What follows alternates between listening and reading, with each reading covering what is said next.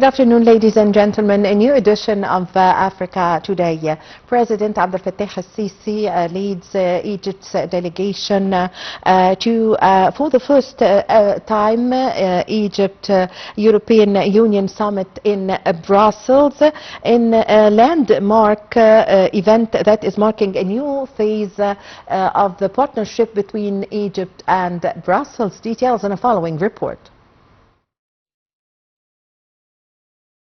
President Abdel Fattah al-Sisi leads Egypt's delegation at the inaugural Egypt-European Union Summit in Brussels, a landmark event that marks a new phase in relations between Cairo and Brussels.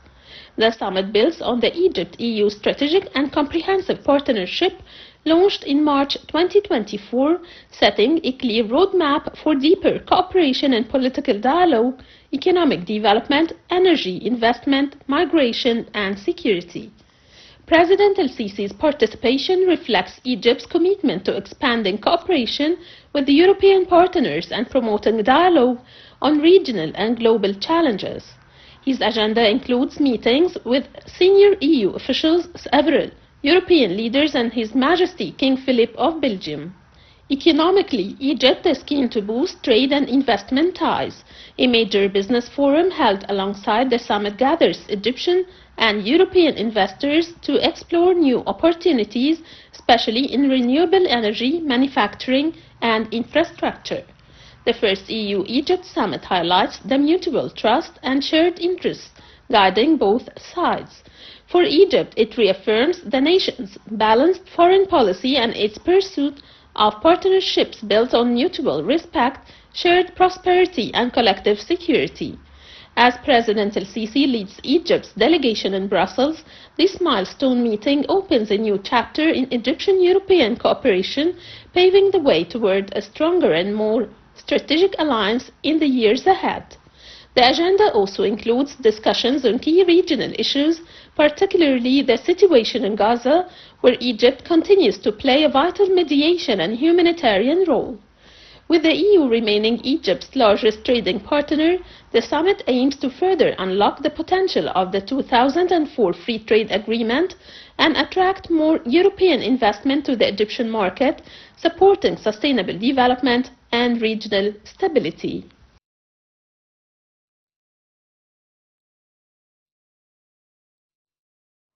And to shed more light on this, we have the pleasure to have with us over the phone our dear guest, Dr. Ahmed Mostafa, Professor of International Relations. Good afternoon, sir.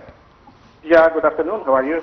Well, Dr. Mostafa, President Abdel Fattah al-Sisi is leading Egypt's delegation to Brussels to attend on Wednesday a landmark meeting between Egypt and the European Union that marks a boosting of partnership between Egypt and Brussels.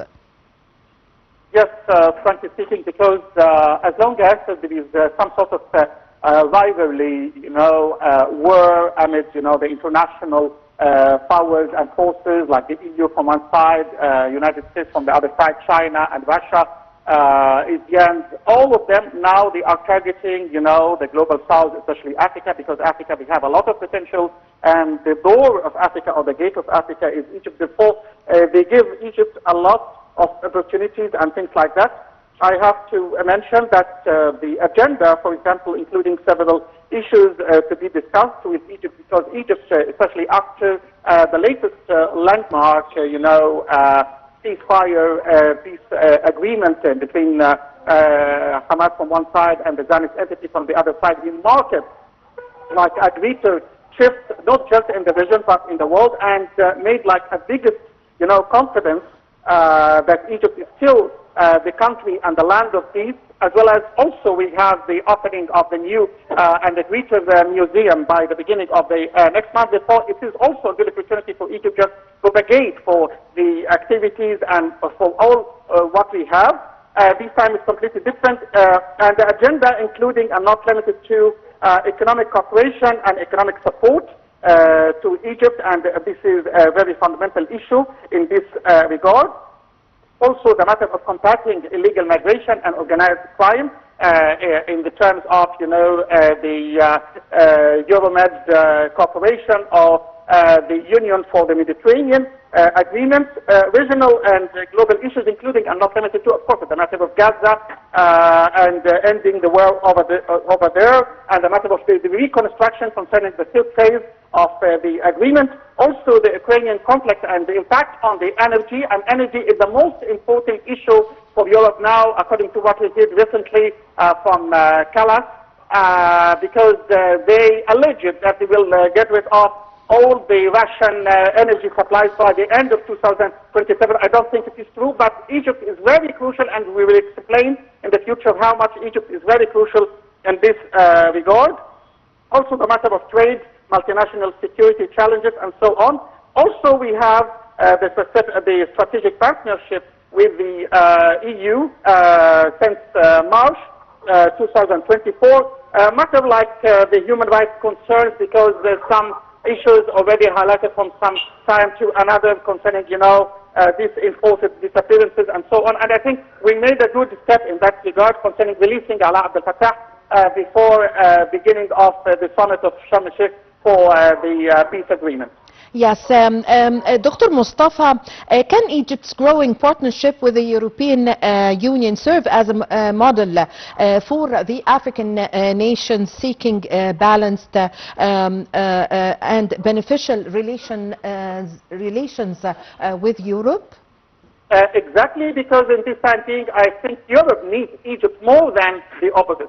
And as I told you, there is like a rival competition amid the greater forces or the powers internationally. As I told you, America, EU, China, Russia, ASEAN, just to count. Of course, India is also one of the biggest, you know, countries economically in the world. Therefore, most of them, because Egypt is a well-qualified country in that respect. They having the infrastructure, they have the highly level of education and scientific research, the financial services with a global level, monetary issues, you know, the qualified, you know, youth in that respect. Therefore, we have all the elements, but the good thing, you should prepare the proper agenda and what you really need from the EU before starting any kind of negotiation. And I think Egypt, according to this partnership and strategic partnership agreement since March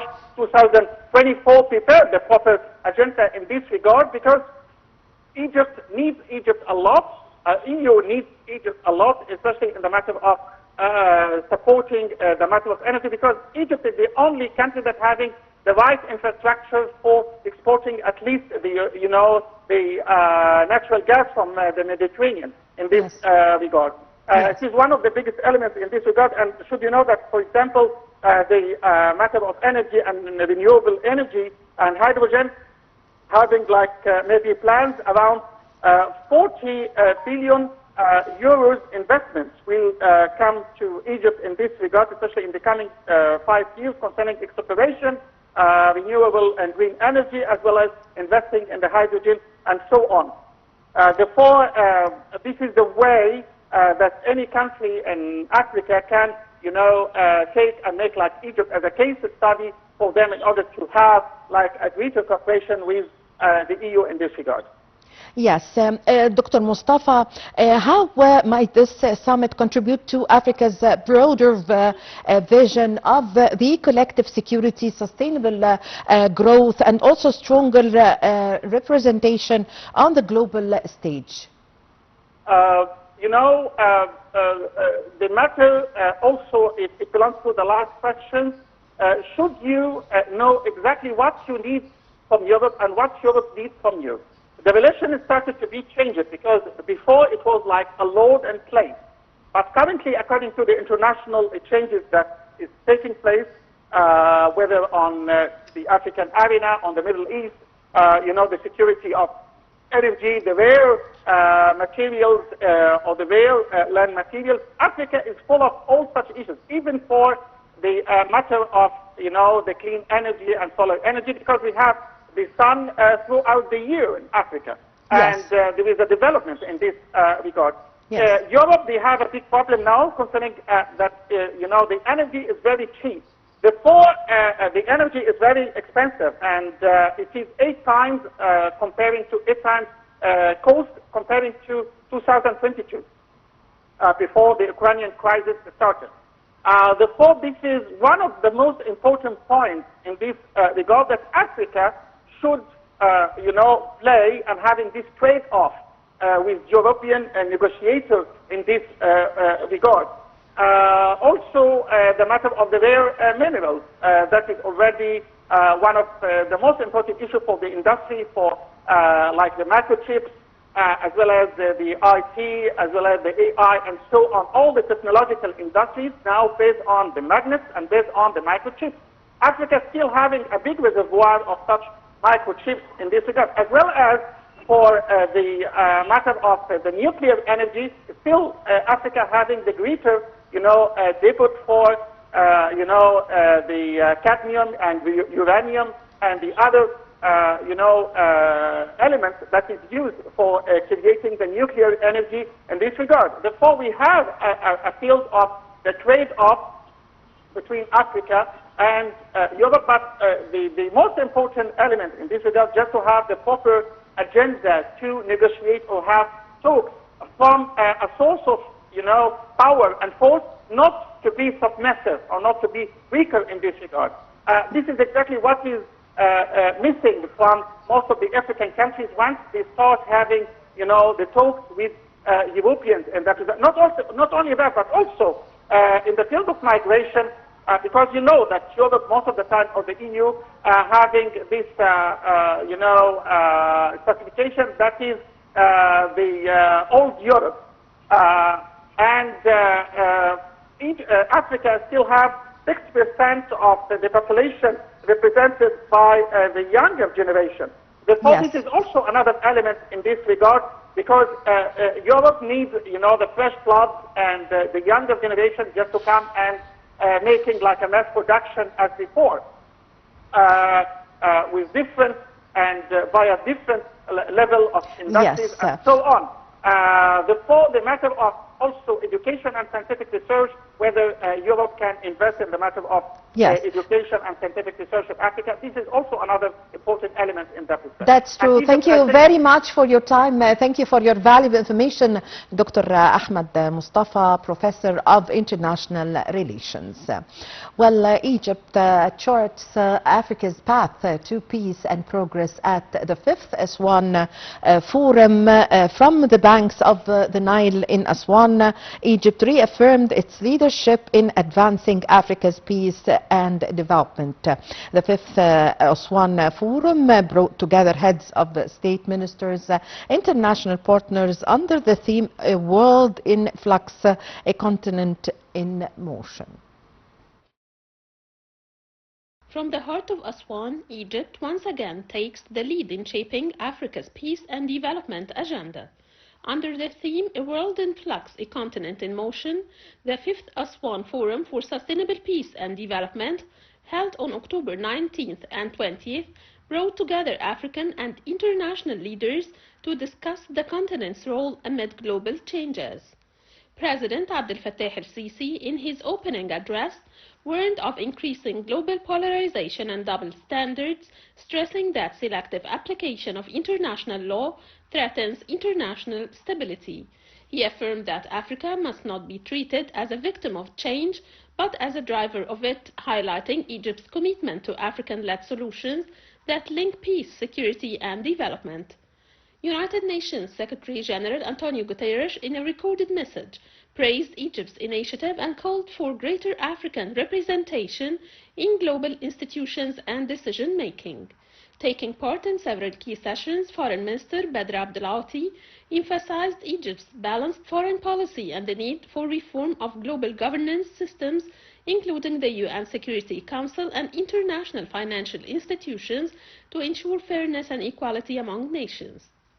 On the sidelines of the forum, Abdelati held high-level meetings with his Sudanese counterpart, reaffirming Egypt's full support for Sudan's unity and stability and reviewing Cairo's efforts in reconstruction and humanitarian assistance.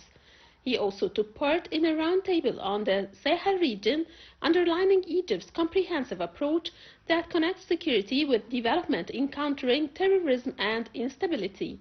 Moreover, he announced the Suez and Red Sea initiative aimed at boosting regional economic integration and cooperation among Red Sea countries. This year's Aswan Forum tackled pressing African priorities from climate and digital transformation to empowering youth and women and fostering regional integration. As the sessions concluded, the forum issued the Aswan Conclusions, a roadmap for collective African action to transform dialogue into sustainable results. Once again, Egypt reaffirms its leadership as a bridge between Africa and the world, championing a vision where peace, security and development move forward together toward a better future for all. Well, at the morning sun lights the face of Ramses II at Abu Simbel Temple. Its golden rays have echoed on the Grand Egyptian Museum, a timeless dialogue between Egypt's ancient genius and modern vision, where the light of history illuminates the face of Ramses II.